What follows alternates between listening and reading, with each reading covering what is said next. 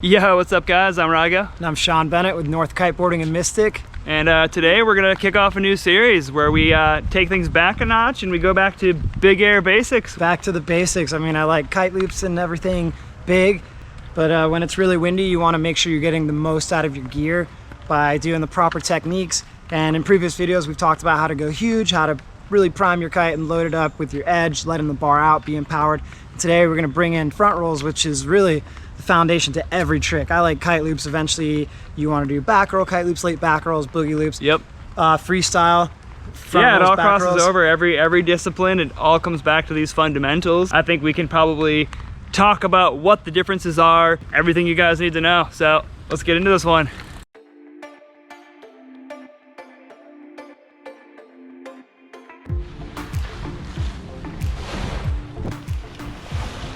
What's up guys? Today we're going to talk about big sent front rolls and maybe spice it up with a little inversion and a little trick that I like to do where on the big front rolls, oftentimes I do a back loop, heli loop landing as well. It kind of goes into play once you start going higher, swinging the kite across the top of the window multiple times. Now the main difference between back roll and a front roll, besides the way that you're rotating, back rolls are really helpful because you're going away with the pop. So now the only thing you got to think about when you're doing a front roll is you're sending the kite, as we talked about before, and once you feel the pop, you're actually going to defy physics by going in towards your kite.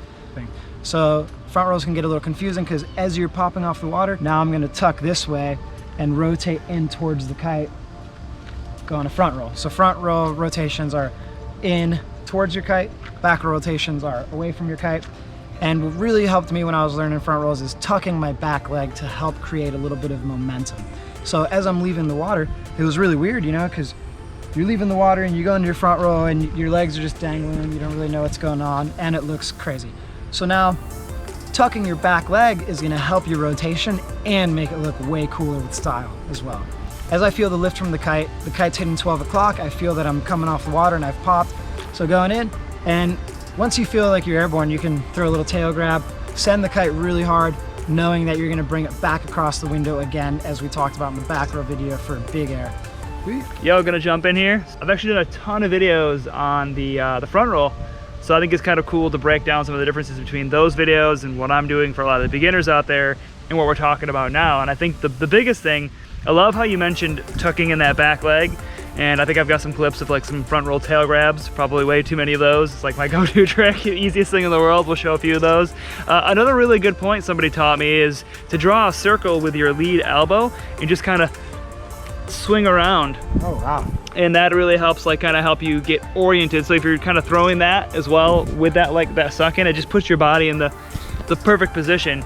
But I think on to some of the differences, something I love that you taught me is like when you're loading the kite and you're edging and you're opening up the canopy and you're sheeting out, right? Yeah, it helps, you know, you have more wind in the kite when the kite's sheeted out, but you want to keep the power by edging and having good line tension. Now if you're riding and you just dump the bar out all the way, you're going to lose your power, but if you're lit with the bar all the way in, you want to be feeling it out, you know, let the bar out about halfway, edge harder. Now you have the power there, see if you can let it out another inch. You know, before I take off, I'm usually like 3/4 of the way out on the bar. The foundation to everything. If you don't prime the kite right like that, then you're going to get way more distance and land hot, which is cool if that's what you're going for. But if you really want the height, it's got a lot to do with the bar positioning, loading up your edge, building up the power, and not going too hard with it, because you can ride faster, edge harder, and send the bar hard, and you're actually gonna sacrifice your height by doing all those too much. So it's kind of a finesse game. Yeah, man, and something else that I learned from you that I've really enjoyed doing this series is like, I kind of come from more of like a freestyle and park background. A lot of times I'm doing like kite low tricks where I'm not actually moving the kite and we're just getting launched forward.